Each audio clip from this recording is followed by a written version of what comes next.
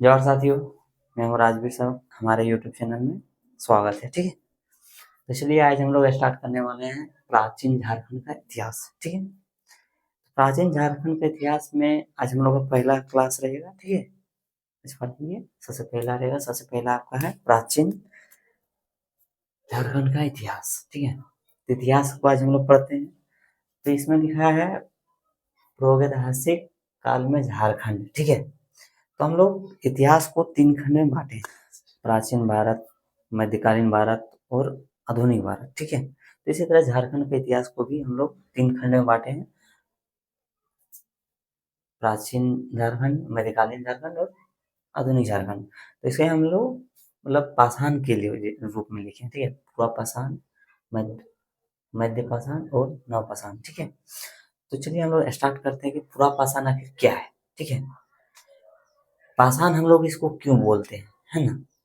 पाषाण इसलिए हम लोग बोलते हैं तब क्योंकि जैसे कि जब ये पूरा पाषाण का कार्यकाल चल रहा था, ठीक है, तो इस समय के हम लोग अवशेष मिले हैं, जैसे पत्थरों के अवशेष। ठीक है ना, जैसे पत्थरों के कुछ, जैसे कि आप लोग अभी के समय में हम लोग कुछ कुछ अपने हथियार रखते हैं, तो तब के समय के इन लोग के हथियार था। ठीक है, जो पत्थरों के मिले हैं। ठीक है, तो हम लोग पत्थरों से मिले चीजों को जैसे पाषाण नाम दे दिया, 3 भागों में से बांट दिया, पूरा पाषाण काल, मध्य पाषाण काल और नव पाषाण काल। ठीक है, तो पूरा पाषाण काल आखिर कब से कब तक है। ठीक है, इसका कोई एक फिक्स डाटा तो नहीं है, लेकिन इसे माना जाता है कि 25 लाख ईस्वी पूर्व से 10,000 ईस्वी पूर्व तक। ठीक है, मध्य पाषाण काल कब से कब माना जाता है, 10,000 ईस्वी पूर्व से 4,000 ईस्वी पूर्व तक। ठीक है, और नव पाषाण काल को माना जाता है 4,000 ईस्वी से 1,000 ईस्वी तक। ठीक है, तो चलिए आज हम स्टार्ट करते हैं पूरा पाषाण काल में आखिर क्या क्या हुआ। ठीक है, पूरा पाषाण काल में जब इस मतलब ये चल रहा था पूरा पाषाण काल, तो इसमें आखेट आखेट को बोला जाता है शिकारी। ठीक है, उस काल में लोग क्या करते थे, उस समय के जो लोग थे उसे हम लोग आदि मानव के रूप में बोलते हैं, मतलब संबोधित करते हैं उस नाम से, आदि मानव। ठीक है, तो उस समय के लोग क्या करते थे, क्या खाते थे, क्या पीते थे, है ना। तो उस समय के लोग जो हैं वो आखेट आखेट मतलब होता है शिकारी। ठीक है, उस समय के जो लोग थे वो शिकार करके खाते थे। ठीक है, अभी के लोग हम लोग जैसे हैं कि हम लोग काम करते हैं अपने से, और काम करके चीजों को खरीदते हैं और उसे हम लोग खाते थे। लेकिन तब के समय में तो ये सारी व्यवस्थाएं नहीं थी। तब के समय में से वहाँ के जो लोग थे शिकार करके खाते थे। ठीक है, जिसे हम लोग आखेट बोलते हैं। और खाद्य संग्रह मतलब जो पेड़ पे फल फूल लगते थे उसे वो खाते थे। ठीक है, उसके बाद इसमें हम लोग पूरा पढ़ेंगे आगे। ठीक है, उस समय कृषि और पशुपालन की प्रथा नहीं थी, मतलब नियम नहीं था। पशु मतलब कृषि का प्रचलन नहीं आया था, मतलब उन्हें पता नहीं था। ठीक है ना, कि कैसे कृषि किया जाता है, पशुओं को कैसे पाला जाता है। तब के समय में बस सिर्फ शिकार करना है और खाद्य संग्रह, जो भी पेड़ पौधे में मिलते थे फल, ठीक है ना, वही सब खाते थे। ठीक है, तो झारखंड के अवशेष, झारखंड पूरा पाषाण काल में जो जो अवशेष मिले हैं, ठीक है, वो कहाँ कहाँ मिले, जैसे हजारीबाग, बोकारो, रांची, देवघर, पूर्वी सिंहभूम और पश्चिमी सिंहभूम में। ठीक है, मध्य पाषाण काल, ठीक है, ये है 10,000 ईस्वी पूर्व से 4,000 ईस्वी पूर्व तक। इस मध्य पाषाण कालीन में लघु पाषाण संस्कृति प्रधानता पाई जाती है। ठीक है, और इसके अवशेष दुमका, पलामू, धनबाद, रांची, पूर्वी सिंहभूम, पश्चिमी सिंहभूम आदि क्षेत्रों में पाया जाता है। ठीक है, मध्य पाषाण काल ये आप देखिएगा 10,000 ईस्वी से 4,000 ईस्वी पूर्व तक। ठीक है, इस पाषाण काल में पशुओं को जो है आपको मतलब देखने को मिलेगा कि यहाँ पे पशुओं को पालना स्टार्ट हो गया था। छोटे छोटे जो पशु थे, जो मतलब उन लोग को कुछ दिक्कत नहीं करता था। ठीक है, तो उन लोगों को पालना स्टार्ट कर दिया था। लघु पाषाण संस्कृति प्रधानता पाई गई थी। ठीक है, और इसके अवशेष दुमका, पलामू, धनबाद, रांची, पूर्वी सिंहभूम और पश्चिमी सिंहभूम में पाया गया है। नवपाषाण काल 4,000 ईस्वी पूर्व से 1,000 ईस्वी पूर्व तक। इस मतलब नवपाषाण काल में आपका कृषि कृषि का जो है वो स्टार्ट हो गया था। ठीक है, कृषि लोग करने सीख गए थे और इसके अवशेष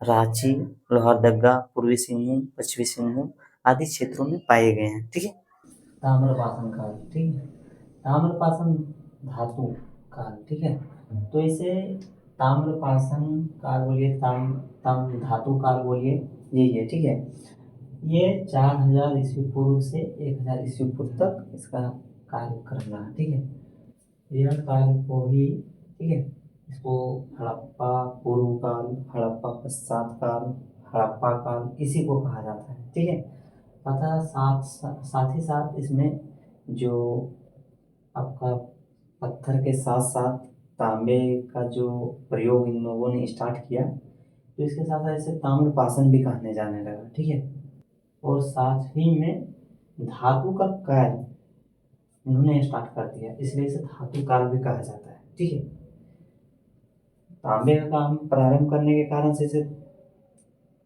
ताम्रपाषाण काल और धातु का काम इन्हीं लोगों ने स्टार्ट किया था, इसलिए इसे धातु काल भी कहा जाता है। ठीक है, मानव द्वारा जो सबसे पहला धातु खोजा गया था तांबा, वो यहीं से खोजा गया था। ठीक है, ताम्रपाषाण से सबसे पहला धातु तांबा। ठीक है, ये सवाल आपसे पूछा जा सकता है। और इसका जो केंद्र है, ठीक है, पश्चिमी सिंहभूम, पश्चिमी सिंहभूम। ठीक है, लिख देते हैं, जैसे कि तांबा जो है सबसे पहले इसका मानव द्वारा खोज किया गया धातु का, इसका केंद्र सिंहभूम, सिंहभूम। तथा इसी काल में असुर, बिरजिया जैसे जनजाति तांबा को गलाने और उससे उपकरण बनाने का जो कार्य है, यहीं से उसका प्रचलन दिखा। तथा साथ ही में इसे ताम्र युग, कांस्य युग या लोह युग में भी इसे जाना जाने लगा, जैसे कि ताम्र धातु काल है। ठीक है, तो इसको 3 युग में भी जानने लगा, जैसे कि तांबा युग हो गया, कांस्य युग हो गया, लोह युग हो गया।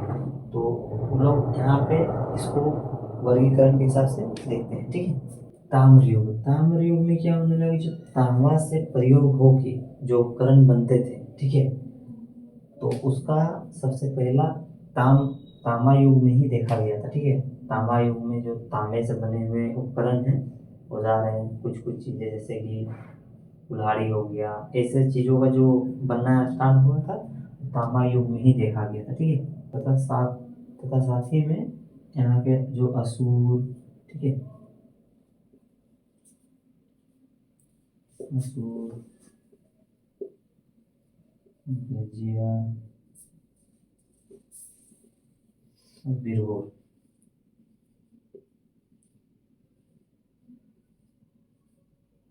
बिरहोर जैसे जनजाति को यहाँ से इसका निर्माण के रूप में जो वस्तुएं बनते थे, यहीं से इसका देखा जाता है। ठीक है, कांस्य युग। ठीक है, कांस्य युग में क्या है कि जो तांबा और टीन को, ठीक है, तांबा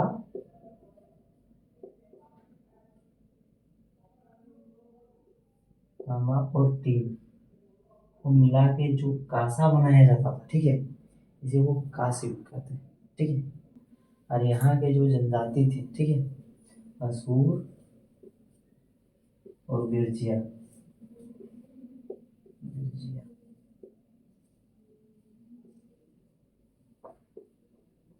इससे जो सामान को निर्माण करते थे, जो बनाते थे, उसका यहीं से देखा गया, कांस्य युग से ही। ठीक है, अब आते हैं लोह युग।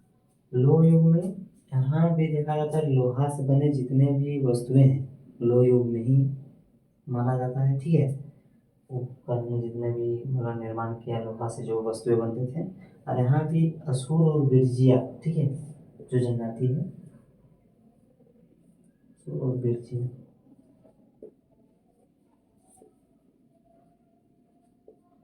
इन्हीं जातियों से बने हुए उपकरणों को देखा जाता है। ठीक है, मैं आशा करता हूँ कि आप लोगों को समझ में आया होगा। ठीक है, चलिए धन्यवाद, आज का क्लास यहीं तक है।